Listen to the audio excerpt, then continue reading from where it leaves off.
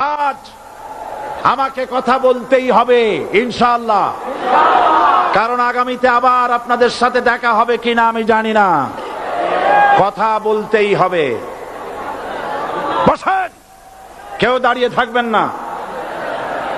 আমি দেখতে পাচ্ছি বাংলাদেশের ভাগ্য আকাশে উত্তর গগনে কালো মেঘ জমা হয়েছে, ঝড়ের পূর্বাভাস লক্ষ্য করছি। যদি মোকাবেলা করতে না পারেন সক্ষম ভাবে, এমন অন্ধকার গাঢ় কালো অমাবস্যার রাত আসতে পারে যার সুবে সাদেক হওয়া অসম্ভব।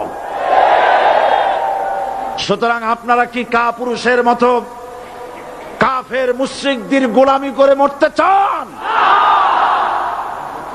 বিড়ালের মতো 500 বছর বেঁচে থাকার কোনো লাভ নাই। সিংহের মতো 1 ঘন্টা বাঁচতে চাই। আমাদেরকে বলা হয় সাম্প্রদায়িক উস্কানিমূলক কথা নাকি আমি বলি। পত্রপত্রিকা দিছে না তারা? সাম্প্রদায়িক উস্কানি কথা, সাম্প্রদায়িক উস্কানিমূলক কথা বলি। সেই জন্যই বোধহয় শত শত মুসলিম আমাদের কাছে এসে মুসলমান হয়। মানুষে আর বোকা বানানো যাবে না। যাবে কি? আর বোকা বানানো যাবে? তারপর বলছে কি, এরপরে বলছে আমাকে বলছে রাজাকার। শুনে রাখো চট্টগ্রামের লক্ষ লক্ষ জনতা, পার্লামেন্টে যখন আমাকে এই কথা বলা হয়েছিল, আমার পার্লামেন্টের কলিগ জাফরুল্লাহ চৌধুরী সাহেব বসে আছেন এখানে, হ্যাঁ, জাফরুল ইসলাম চৌধুরী বসে আছেন পাশে, প্রধানমন্ত্রী সুদ্ধা, অন্তত 3 শতাধিক পার্লামেন্টের সম্মানিত সদস্যরা সেদিন বসা। 1997 সনের বাজেট বক্তৃতা যখন আমি করতেছিলাম, ডক্টর কুদরতে খোদা, নাম রাখছে কুদরতে খোদা, আসলে গজবে খোদা। এ লোকটি নাস্তিক, ইসলামের চূড়ান্ত দুশমন। তার প্রণীত শিক্ষা ব্যবস্থার যখন সমালোচনা করছিলাম, ট্রেজারি বেঞ্চ থেকে আমাকে বলা হলো রাজাকার। আমি আমার সমস্ত শক্তি একত্রিত করে বলেছিলাম শুধুমাত্র হিন্দুস্তানের রাজাকারেরাই আমাকে রাজাকার বলতে পারে। আমি বলেছিলাম 1973 সন পর্যন্ত আমি বাংলাদেশের কোন রাজনৈতিক দলের নেতা এবং কর্মী ছিলাম না। আমি রাজাকার নই। আমাকে রাজাকার বলে যদি তাকেও প্রমাণ করতে না পারে 10 কোটি টাকার মানহানি মামলা দায়ের করব। আমার এই বক্তব্য সারা দুনিয়া শুনেছে। পার্লামেন্টে আমার এই বক্তব্য রেকর্ড হয়ে আছে। সেদিন 3 শতাধিক পার্লামেন্ট মেম্বারের কেউ আমার চ্যালেঞ্জ গ্রহণ করেন নাই। যে কোনো ব্যক্তি পার্লামেন্টে গিয়ে আমার বক্তৃতা দেখে আসতে পারেন। এরপরে 1997 সনের 7 অক্টোবর দৈনিক জনকণ্ঠ পত্রিকা যখন আমার বিরুদ্ধে লিখল, সেই পত্রিকায় সাইদির ওপেন চ্যালেঞ্জ 8ম পাতা, 1997 7 অক্টোবর, এত বড় 2 কলামে হেডিং। সেখানে আমি বলেছি বাংলাদেশের সকল সাংবাদিক, গোয়েন্দা বিভাগ, বাংলাদেশের সকল বুদ্ধিজীবীকে আমি আমার পিরোজপুরে আমন্ত্রণ করছি।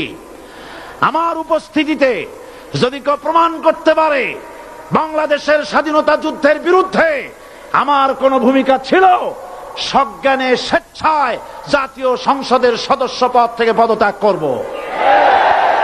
3 বছর পার হয়ে গেছে, আজ পর্যন্ত কেউ এই চ্যালেঞ্জের মোকাবেলা করে নাই।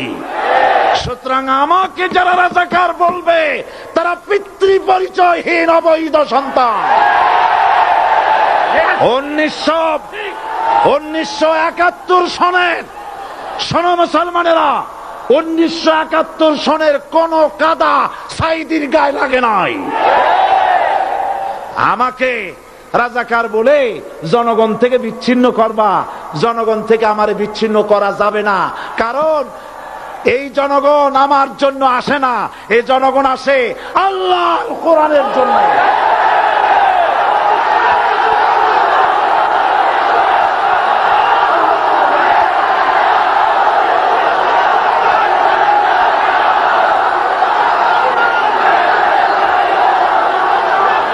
আজকে আর যারা ইসলামের কথা বলে, তারাই রাজাকার, তারাই মৌলবাদী। মৌলবাদী বললে আমরা অসন্তুষ্ট হই না, কারণ মৌলবাদী শব্দটা আসছে মূল থেকে। মৌল শব্দ এসেছে মূল থেকে। মূলবাদী তার মানে যারা মূলে আছে। মূল হলো কোরআন, মূল হলো হাদিস, মূল হলেন আল্লাহ, মূল হলেন আল্লাহ রসুল। আমরা আছি মূলে। এখন বলেন তো মূলের শক্তি বেশি না আগার শক্তি বেশি? আমাদের যারা মৌলবাদী বলে ওরা হলো আগাবাদী। মূলে আছে কত কোটি? 12 কোটি। মূলে আছে কত কোটি? আর আমাদের যারা মৌলবাদী বলে ওই থাকো গাছের আগায়, আমরা মূলে। লাফালাফি বেশি করবা না, 12 কোটিতে গাছের গোড়া আসতে নানা দেবে, মামু বাড়ি দিল্লি গিয়ে পড়বা, বাংলার জমিনে জায়গা হবে না। এ কথা বিশ্বাস করো। বাংলাদেশের মুসলমানদের শরীরে এক বিন্দু রক্ত থাকতে শয়তানের তৈরি করা ধর্ম নিরপেক্ষ মতবাদ বাংলার জমিনে কায়েম হতে দেওয়া হবে না, হবে না।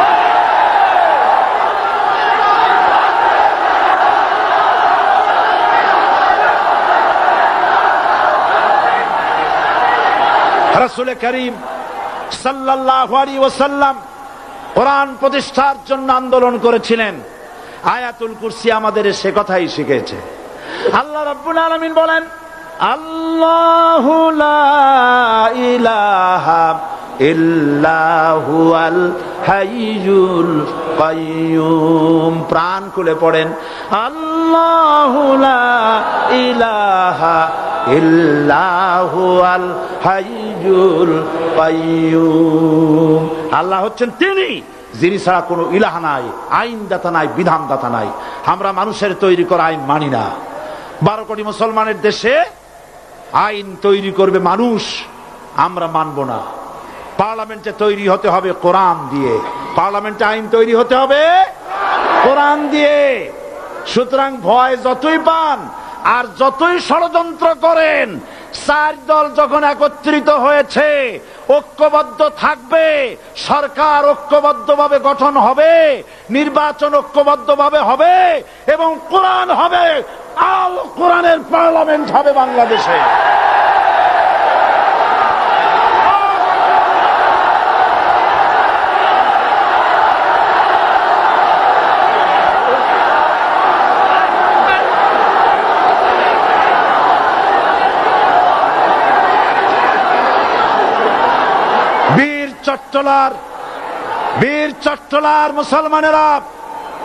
বীর চট্টলার মুসলমানেরা স্বাধীনতার ঘোষণা, এই চট্টগ্রাম থেকে স্বাধীনতার মহান ঘোষক প্রেসিডেন্ট জিয়াউর রহমান সাহেব দিয়েছিলেন। এই চট্টগ্রাম থেকেই ইসলামী রাষ্ট্রের ঘোষণা হবে।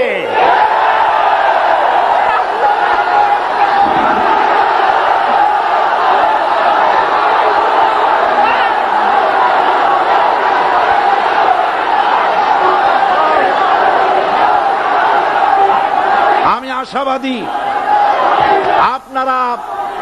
আপনারা অবশ্যই তা পারবেন। আমি 100% বিশ্বাস করি ইনশাআল্লাহ। কারণ যে ষড়যন্ত্রের মোকাবেলা করে স্থানীয় রাজনৈতিক দলের নেতৃবৃন্দ কোরআনের মাহফিল সিনায় এনেছেন, আমি প্রথম দিনেই বলেছি চট্টগ্রাম তাফসিরুল কোরআন মাহফিল কোন রাজনৈতিক দলের প্রতিনিধিত্ব করে না। এটা কোন জামাত শিবিরের একক সম্পদ নয়, এটা চট্টগ্রামের মুসলমানদের কলিজার টুকরা তাফসিরের মাহফিল। সুতরাং এই মাহফিল